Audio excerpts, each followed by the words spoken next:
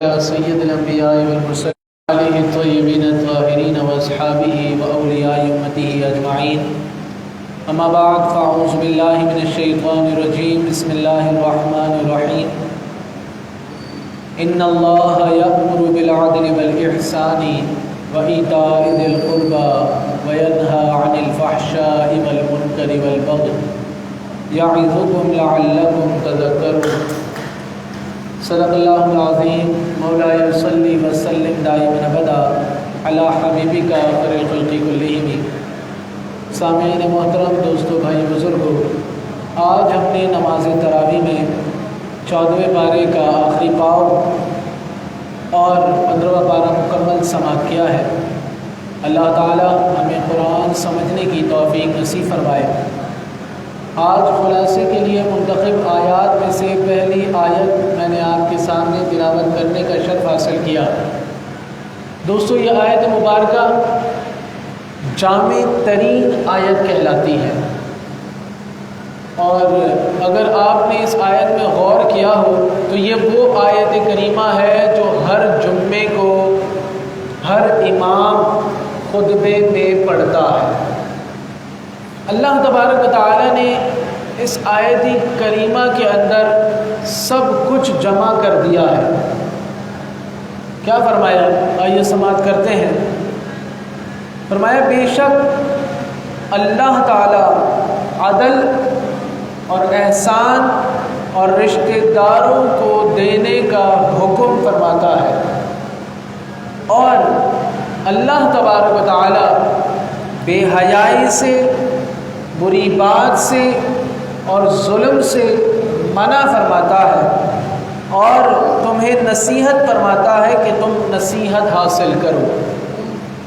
حضرت عبداللہ ابن مسعود رضی اللہ تعالیٰ فرماتے ہیں کہ قرآن کریم کی یہ آیت خیر و شر سب سے زیادہ جامع ہے، یعنی خیر کے حوالے سے بھی یہ بیان کرتی ہے اور شر سے بھی یہ آیت کریمہ روکتی ہے۔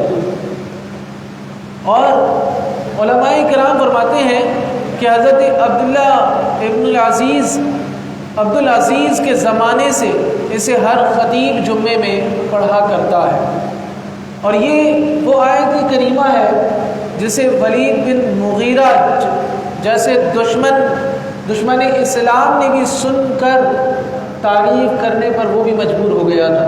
جب اس نے یہ آیت کریمہ سنی تھی، بڑے بڑے کفار نے، جب یہ آیت کریمہ نازل ہوئی تو بڑے بڑے کفار نے اس آیت کو سنا تو وہ بھی تعریف کرنے پر مجبور ہو گئے۔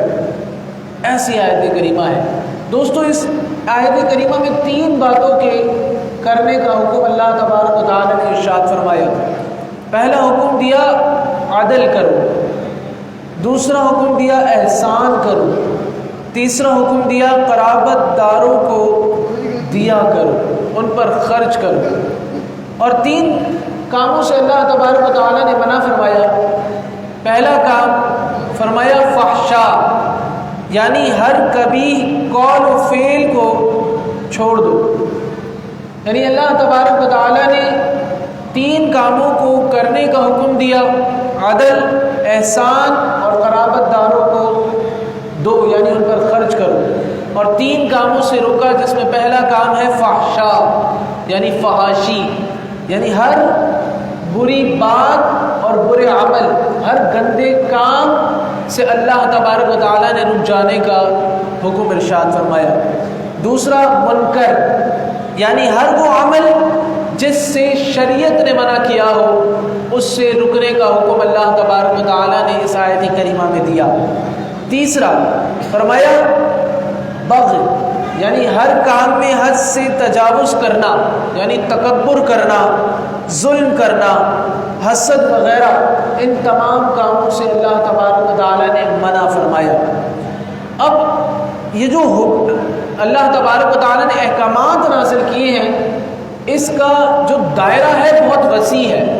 اب اللہ تعالی نے جو عدل کا حکم دیا ہے تو یاد رکھیے، عدل احکامات میں بھی کیا جائے گا اور معاملات میں بھی کیا جائے گا، فرائض میں بھی کیا جائے گا، واجبات میں بھی کیا جائے گا، اولاد کے ساتھ بھی کیا جائے گا، دوستوں کے ساتھ بھی کیا جائے گا، دشمنوں کے ساتھ بھی کیا جائے گا، اپنوں کے ساتھ بھی کیا جائے گا، پرایوں کے ساتھ بھی کیا جائے گا، بیویوں کے ساتھ بھی کیا جائے گا، خادموں کے ساتھ بھی کیا جائے گا، اور ملازموں کے ساتھ بھی عدل کیا جائے گا۔ اس کا دائرہ بہت وسیع ہے، جس جگہ بھی یعنی حقوق اللہ میں بھی ہم نے عدل رکھنا ہے اور حقوق العباد میں بھی عدل رکھنا ہے۔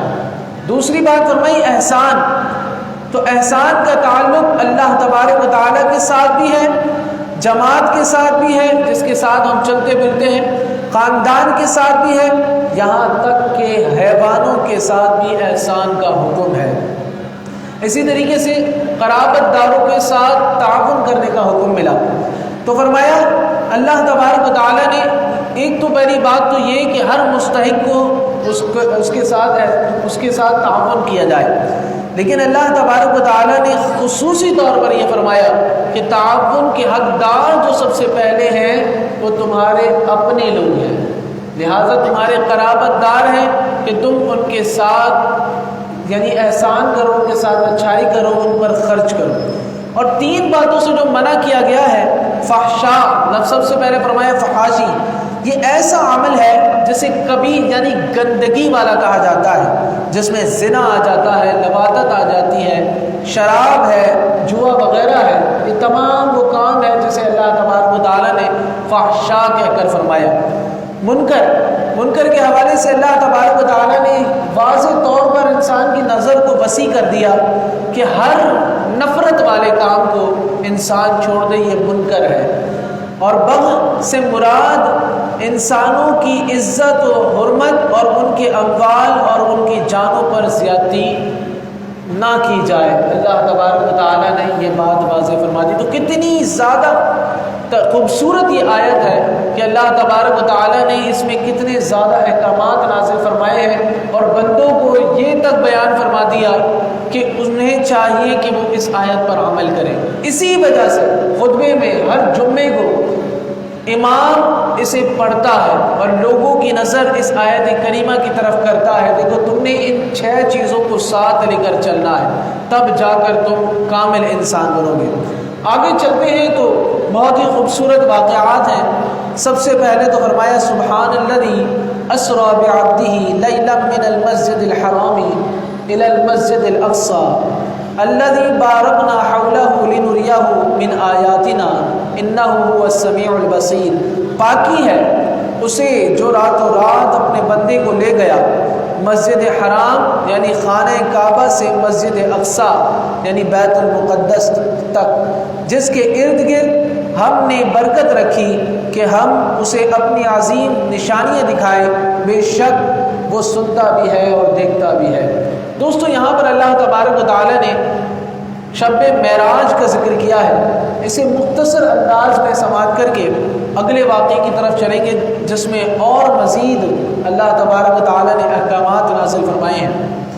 معراج شریف کے بارے میں سینکڑوں احادیث مبارک ملتی ہیں، جن میں سے مختصر خلاصتاً آپ کے سامنے پیش کر رہا ہوں۔ چنانچہ معراج کی رات حضرت جبریل امی علیہ السلام آقا کریم صلی اللہ علیہ وسلم کی بارگاہ میں حاضر ہوئے اور آپ صلی اللہ علیہ وسلم کو معراج کی خوشخبری سنائی، اور آپ کا مقدس سینہ مبارک کھولا اور آب زمزم سے دھو کر حکمت و ایمان سے لبریز کر دیا۔ اس کے بعد تاجدار کائنات صلی اللہ علیہ وسلم کی بارگاہ میں براق پیش کی گئی اور انتہائی اکرام اور احترام کے ساتھ آپ صلی اللہ علیہ وسلم کو اس پر سوار کیا گیا اور مسجد اقصی لے جایا گیا، جہاں پر آپ صلی اللہ علیہ وسلم نے انبیاء کرام کی امامت فرمائی، اور وہاں سے پھر آپ صلی اللہ علیہ وسلم کو آسمانوں کی طرف سیر کرائی گئی، جہاں حضرت جبریل امی علیہ السلام آپ کے ساتھ رہے اور تمام آسمانوں کا دروازہ کھلواتے رہے۔ پہلے آسمان پر پہنچے، دروازہ کھلا تو وہاں حضرت آدم علیہ السلام سے ملاقات ہوئی۔ دوسرا جب دروازہ کھلا آسمان کا تو وہاں حضرت یحییٰ اور حضرت عیسیٰ علیہ السلام سے ملاقات ہوئی۔ اسی طرح تیسرا دروازہ کھلا تو وہاں پر حضرت یوسف علیہ السلام سے ملاقات ہوئی۔ چوتھا دروازہ کھلا تو وہاں حضرت ادریس علیہ السلام سے ملاقات ہوئی۔ پانچواں دروازہ کھلا تو وہاں حضرت ہارون علیہ السلام سے ملاقات ہوئی، چھٹا دروازہ کھلا تو وہاں حضرت موسیٰ علیہ السلام سے ملاقات ہوئی، ساتواں دروازہ کھلا تو وہاں حضرت ابراہیم علیہ السلام سے ملاقات ہوئی۔ حضور نبی کریم صلی اللہ علیہ وسلم کی زیارت اور ملاقات سے یہ مشرف ہوئے تمام انبیاء کرام، اور انہوں نے حضور علیہ السلام کی عزت و تکریم کی اور تشریف آوری پر مبارکباد دی، حتیٰ کہ نبی کریم صلی اللہ علیہ وسلم آسمانوں کے عجائبات کو دیکھتے ہوئے تمام مقربین کے آخری منزل تک جا پہنچے جسے سدرۃ المنتہا کہتے ہیں۔ وہاں سے آگے بڑھنے کا حکم آپ کو اکیلے ہوا کہ جس سے آگے حضرت جبریل امی علیہ السلام بھی نہیں جا سکتے، یعنی ایسی جگہ اللہ تبارک و تعالیٰ نے آپ کو بلایا جہاں ہر شخص کی ہر شے کی مجال ختم ہو جاتی ہے کہ وہ اس سے آگے جائے۔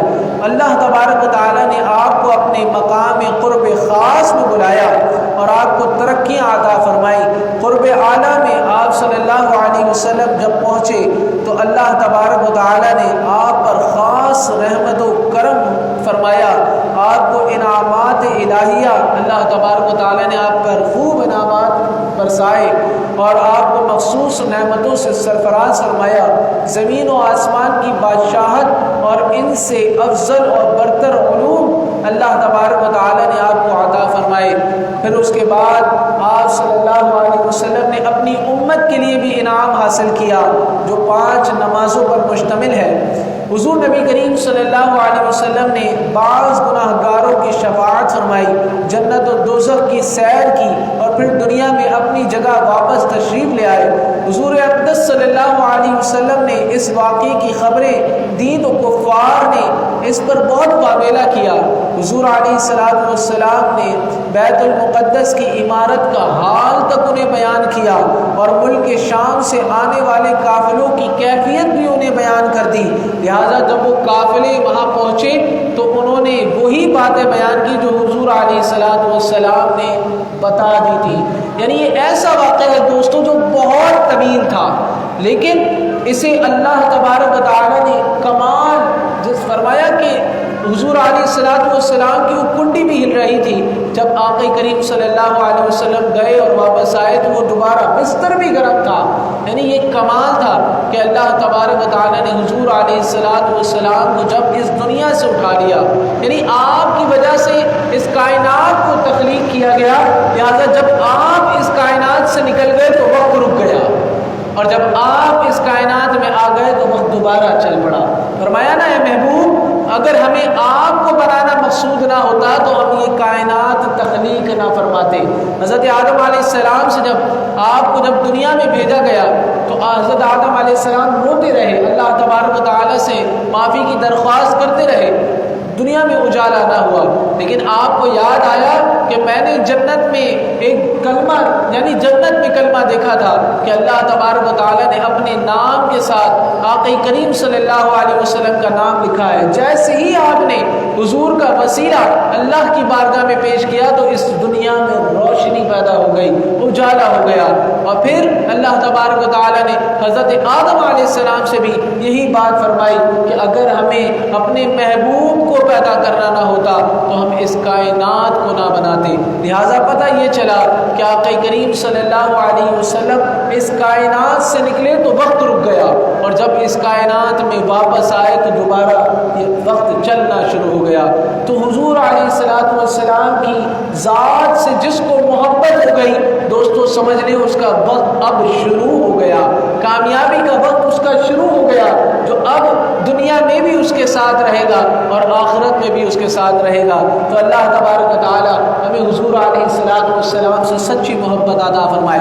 دوستو آگے چلتے ہیں تو اصحاب کہف کا واقعہ ہے، یہ بڑا خوبصورت واقعہ ہے، کئی دفعہ آپ نے اس میں روشنی ڈالی ہوگی۔ تو قرآن فرماتا ہے الی الکہف فقالوا ربنا آتنا من لدنک رحمتا وہیئ لنا من امرنا رشدا۔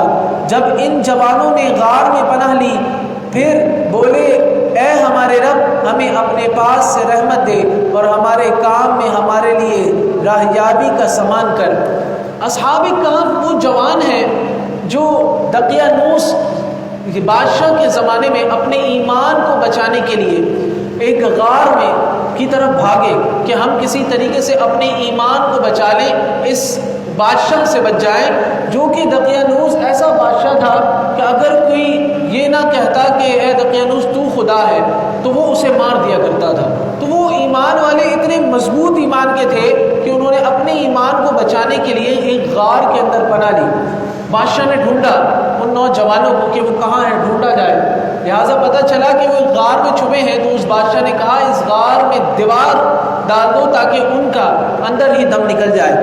لہٰذا دیوار بنانے والے نے سب سے پہلے تانبے کی صندوق میں دیوار کی بنیاد کے اندر جو ہے سب کے نام تشکیل دے دیے۔ اس کے اندر 7 افراد تھے اور ان کے ساتھ ان کا کتا تھا، اس کتے کا نام بھی لکھ دیا اور ان 7 مومنوں کا نام بھی لکھ دیا، اور یہ تاریخ بھی لکھ دی کہ یہ وہ لوگ ہیں جو اپنا ایمان بچانے کے لیے اس غار میں آرام فرما رہے ہیں۔ لہٰذا انہوں نے وہ شخص نے اس صندوق کے اندر وہ تختی رکھی اور وہ اسی کے ساتھ اس غار کے ساتھ لگا دی۔ لہٰذا اب 300 سے زائد سال گزر گئے، اب ایمان والوں کا زمانہ آ گیا۔ اب ہوا یہ، جو بادشاہ تھا وہ بڑا پریشان تھا، کیونکہ اب ایمان والوں میں ایک ایسا طبقہ تھا جو مرنے کے بعد دوبارہ زندہ ہونے پر سوالات کھڑے کر رہا تھا کہ مرنے کے بعد انسان کیسے زندہ ہو سکتا ہے۔ لہٰذا بادشاہ بڑا پریشان تھا، گڑ گڑا کر اللہ تبارک و تعالیٰ سے رو رو کر دعا کرتا ہے، اللہ کوئی ایسا اپنا کرم دکھا جس کے سبب سے میں اس قوم کو سیدھی راہ چلاؤں، انہیں بتاؤں کہ موت کے بعد دوبارہ زندہ ہونا ہے اور اللہ تبارک و تعالیٰ کو حساب دینا ہے۔ یہ قوم تو آہستہ آہستہ موت کے بعد دوبارہ زندہ ہونے پر انکاری ہوتی جا رہی ہے۔ بس یہ اس کی دعائیں تھیں اللہ تبارک و تعالیٰ نے، اور کرم بھی کرنا تھا۔ لہٰذا جہاں پر یہ لوگ آرام فرما رہے تھے وہاں بکریاں چرانے والا پہنچا اور اس نے کہا کہ میں اپنی بکریوں کو ایک غار میں رکھوں تاکہ یہ سیو ہو جائیں۔ لہٰذا اس نے ایک غار دیکھی، اس کی دیوار توڑی تو وہ دیکھ کر حیران ہوا اور وہاں سے بھاگ گیا۔ اب دیوار کھل گئی، اللہ تبارک و تعالیٰ نے ان تمام کی ان کو نیند سے بیدار کر دیا۔ وہ نیند سے اٹھے تو آپس میں کہنے لگے کہ تم میں سے کون جائے گا باہر، اب بھوک کی شدت ہمیں بہت زیادہ ہے، کوئی باہر جائے اور جا کر کھانے کا انتظام تو کرے۔ لہٰذا ایک صاحب اٹھے اور سکے جیب میں سے نکالے اور جا کر وہ پہنچ گئے کھانا لینے تندور کی دکان پہ۔ اب انہوں نے دیکھا کہ راستے میں اسلام کے جھنڈے ہیں، ایمان کے حوالے سے آیتیں ہیں۔ انہوں نے کہا یہ کل تک تو دقیانوس تھا اور یہ سب غائب تھا، یہ کیسے ہو سکتا ہے؟ لہٰذا پھر بھی وہ تندور کی دکان پہ پہنچے، اپنے دقیانوس کے زمانے کے سکے نکال کے اسے دیے اور روٹی خریدی۔ تو اس نے کہا یہ خزانہ تمہارے پاس کہاں سے آیا؟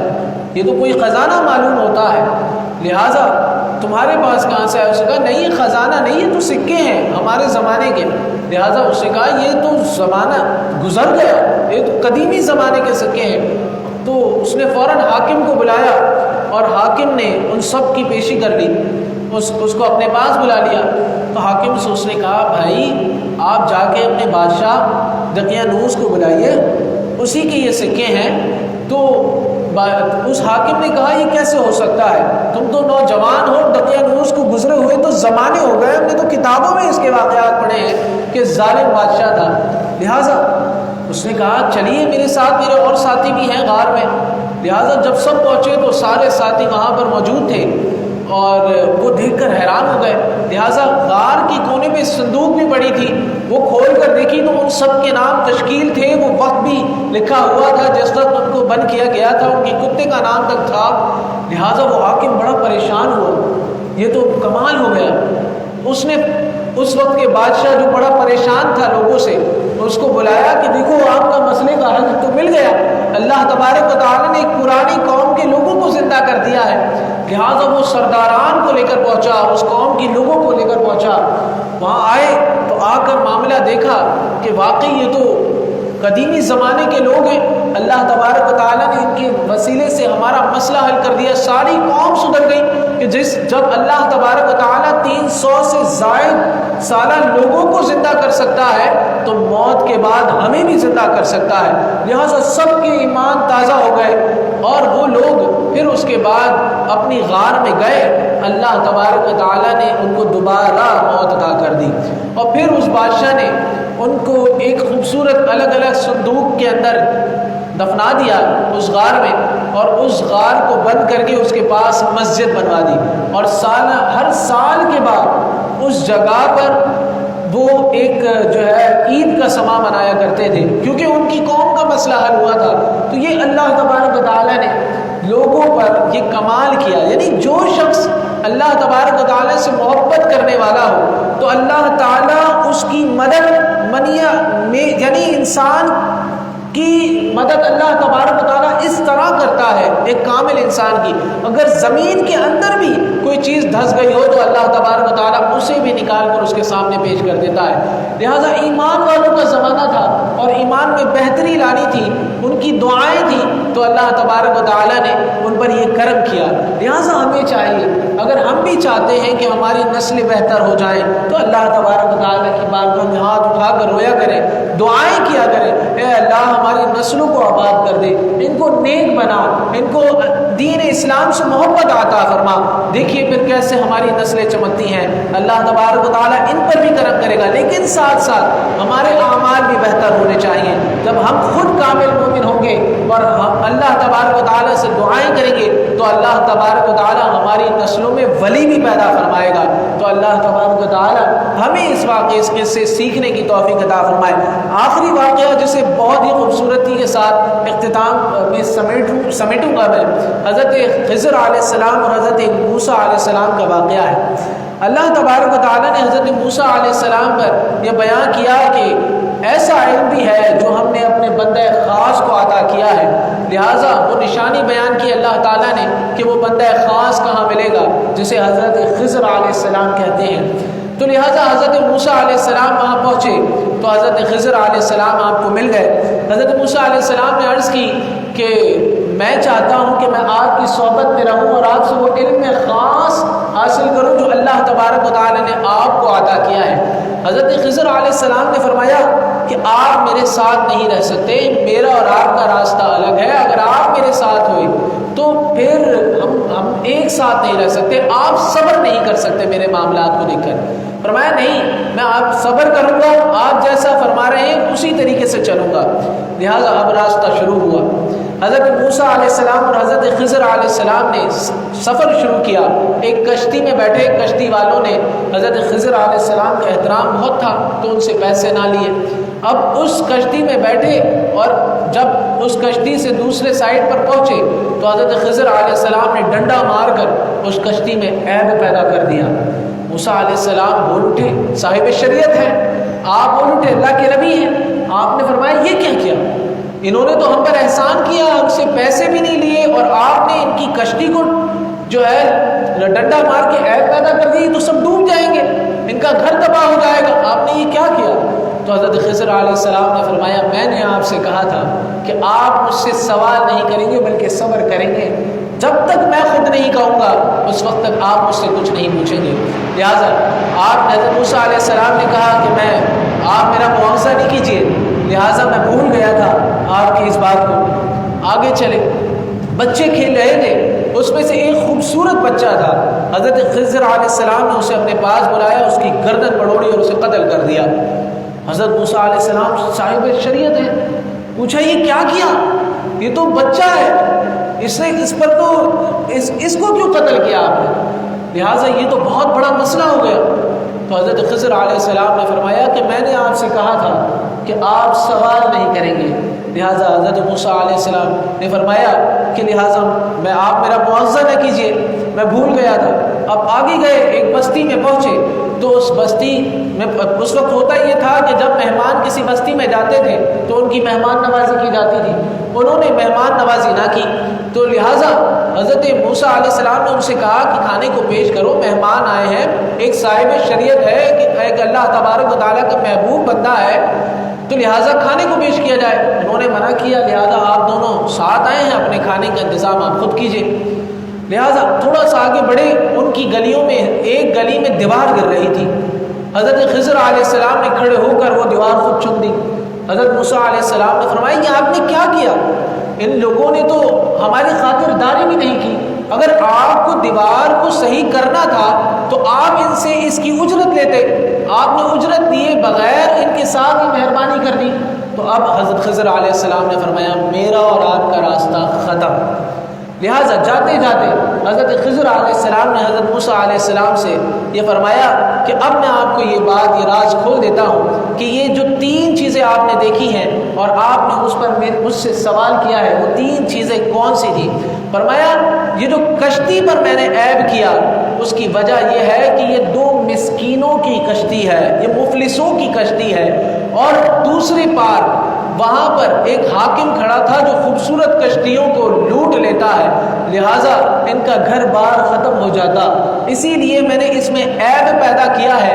اب وہ اس عیب کو دیکھ کر وہ حاکم ان کی کشتی کو چھوڑ دے گا اور یہ اس عیب کو چند پیسوں میں ٹھیک کرا کر اپنی روزی روٹی چلاتے رہیں گے. لہٰذا اسی وجہ سے میں نے اس کشتی میں عیب کیا تھا. فرمایا جو دوسری چیز آپ نے دیکھی کہ میں نے ایک خوبصورت بچے کو بلا کر اس کی گردن مڑوڑ کر اسے قتل کر دیا. وہ بچہ ایسا تھا کہ وہ بڑے ہو کر وہ خود بھی گناہوں میں مبتلا ہوتا, کفر کے اندر جاتا اور اپنے ماں باپ کو بھی کفر کے اندر لے جاتا. لہٰذا میں نے اس کو قتل کرنا اس لیے تھا کہ اللہ تبارک و تعالی نے بعد میں انہیں ایک اولاد دینی تھی. اور روایات کے اندر آتا ہے, تفاسیر کے اندر آتا ہے کہ بعد میں ان کے گھر میں ایک بیٹی پیدا ہوئی جس بیٹی سے اللہ تبارک و تعالی نے 70 انبیاء پیدا فرمائے. تو اسی طرح فرمایا اسی وجہ سے میں نے اس بیٹے کو ان کو قتل کیا کہ وہ گھر کے اندر برائی پیدا کر دیتا. تو یہ وجہ تھی کہ میں نے دوسرا واقعہ یہ کیا. اور فرمایا جو تیسری بات آپ نے دیکھی کہ میں نے اس دیوار کو چن دیا حالانکہ ان لوگوں نے ہمارے ساتھ احسان نہ کیا تھا. تو وہ 2 یتیم بچوں کی اس دیوار کے نیچے خزانہ تھا جن کا باپ بہت نیک تھا. اللہ تبارک و تعالیٰ کو اس کی عبادتیں بہت پسند تھی. تو اللہ تبارک و تعالیٰ نے اس کے خزانے کو رائگ نہیں جانے دیا کیونکہ اس کی دعائیں بھی شامل تھی. اللہ تبارک و تعالی نے چاہا کہ میں اس دیوار کو چن دوں کہ کل جب وہ بڑے ہو جائیں گے تو اللہ تبارک و تعالی اسے اپنے پھر کرم سے دیوار کو گرا دے گا اور وہ اس مال سے اپنا گزر بسر کریں گے اور اپنے آگے کی زندگی کو چلائیں گے. تو یہ تیسرا واقعہ تھا تو جس وجہ سے میں نے آپ کا اور اب میرا راستہ الگ الگ ہو گیا. تو لہذا دوستوں پتہ چلتا ہے کہ جس طرح ایک ظاہری علم ہوتا ہے اس طرح ایک باطنی علم ہوتا ہے. جو اللہ تبارک و تعالیٰ کے محبت کرنے والے ہوتے ہیں اللہ تبارک و تعالیٰ انہیں یہ باطنی علم عطا فرما دیتا ہے. اور جن کے پاس یہ باطنی علم ہوتا ہے پھر وہ ظاہری آنکھوں سے دیکھا نہیں کرتے, وہ باطنی آنکھوں سے دیکھتے ہیں, پھر وہ دیوار کے پیچھے کا بتاتے ہیں اور وہ سارے معاملات دوسروں کے حل کر دیے کرتے ہیں. اسی لیے اللہ تبارک و تعالیٰ نے صراط الذین انعمت علیہم کہہ کر لوگوں کو اس طرف بھی اشارہ کیا کہ تم ان لوگوں کے راستے میں چلو جو ہمارے بندے ہیں. تم ان لوگوں کے طریقہ کار کو اختیار کرو, ان سے محبت کرو تاکہ اللہ تبارک و تعالیٰ بھی تمہیں وہ کامل علم عطا فرمائے جو اللہ تبارک و تعالیٰ نے انہیں علم عطا فرمایا ہے تاکہ تم بھی اس کمال کی عبادت کر کے اس کمال اس درجے تک پہنچ جاؤ. تو اللہ تبارک و تعالیٰ ہمیں جو آج ہم نے سماعت کیا اس سے ہمیں بہتر سے بہتر سبق حاصل کرنے کی توفیق نصیب فرمائے. آمین بجاہ نبی امین. الحمد للہ رب العالمین والصلاة والسلام علی سید الانبیاء والمرسلین وعلی آلہ واصحابہ اجمعین. اللہم ربنا آتنا فی الدنیا حسنۃ وفی الآخرۃ حسنۃ وقنا عذاب النار.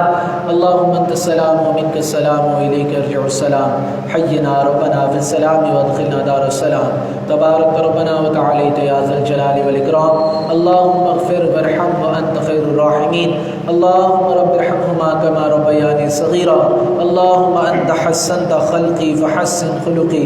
اللہم اعنی علی ذکرک وشکرک وحسن عبادتک یا مقلب القلوب ثبت قلبی علی دینک. اے اللہ باری تعالی ہماری آج کی اس نشست کو اپنی بارگاہ میں قبول و منظور فرما. اے اللہ ہم سب سے راضی ہو جا. اے اللہ ہمیں دین و دنیا کا علم عطا فرما. اے اللہ دین و دنیا کا علم عطا فرما.